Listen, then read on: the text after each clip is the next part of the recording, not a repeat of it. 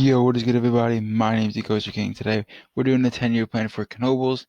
This is the world's largest free admission amusement park, so they don't really work with new additions as other parks will. So definitely gonna be interesting to look at this 10-year plan in comparison to others. Without further ado, let's get into the video.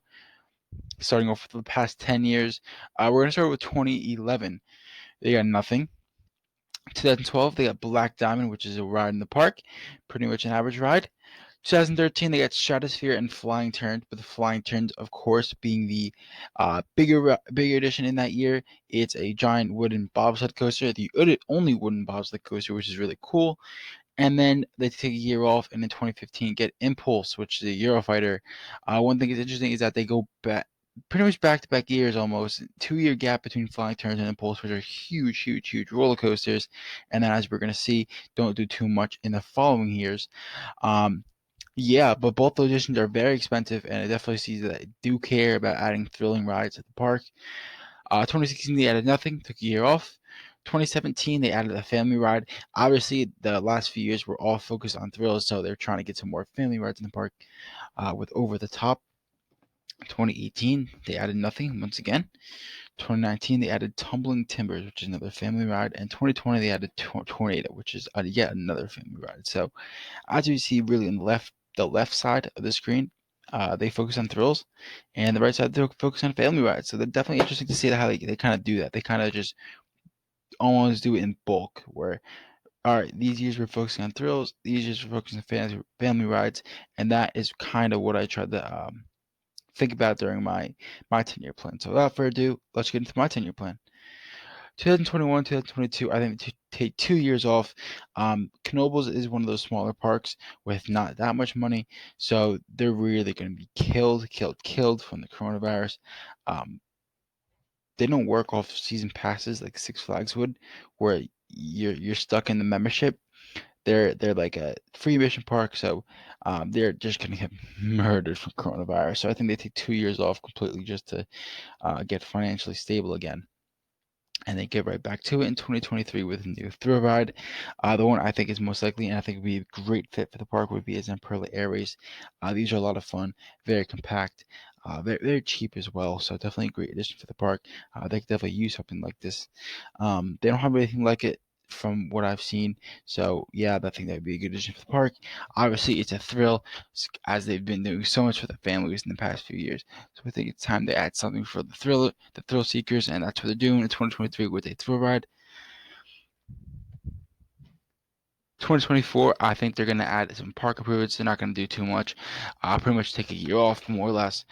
Um, yeah, I just can't see them doing too much right after that thrill ride. They as we've seen in the past 10 years, they kind of do all every other year almost. So I think they continue that pattern, take a year off in 2024 to prepare for a huge 2025 edition in RMC Raptor.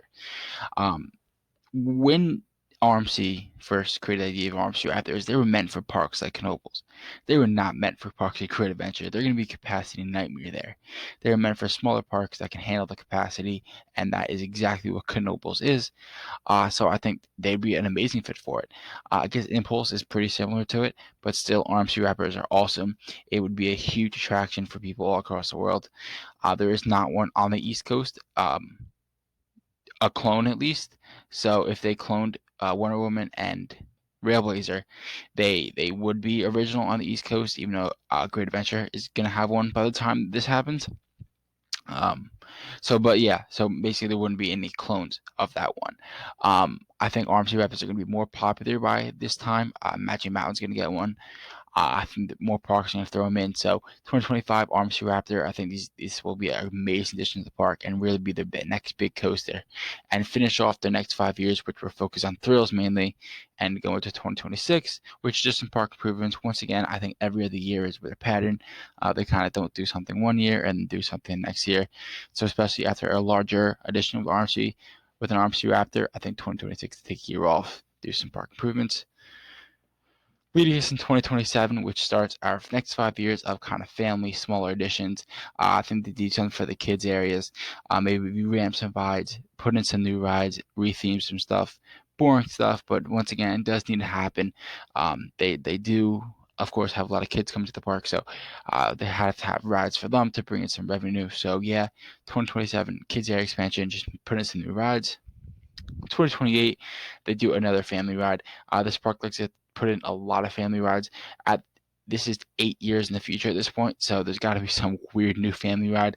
I don't even have an idea of what it could be, but there's got to be some weird one that Knoebels could put in. Yeah, I really don't know what it could be. I think it'd be a good addition for the park, though. Once you get going with the pattern of having family rides in 5 years, focusing on more of the families, and then and thrill rides in the last 5 years.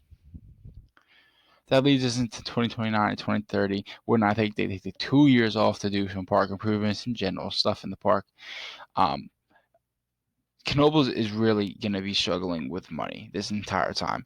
I don't know. I couldn't tell you if I think that they're going to become an actual ticketed amusement park, like you got to pay to get in. I think they should, but they may market it. They want to market it as we're the biggest free admission park. That could be a thing they do, but I think financially it'd be smarter to do actual ticket prices. But yeah, so I don't know how much longer they can keep up the free admission, and we'll see. And that's why I think that they're going to take a lot more years off in the next 10 years, which leads us into these 2 years right here. They've been adding a ton of stuff, and I think that they just need to take 2 years off and get ready for the next 5 years, which would probably include one or maybe even two roller coasters. So yeah, that's gonna be it. I hope you guys enjoyed the video. Let me know in the comment section what you guys thought. I'll see you guys next time.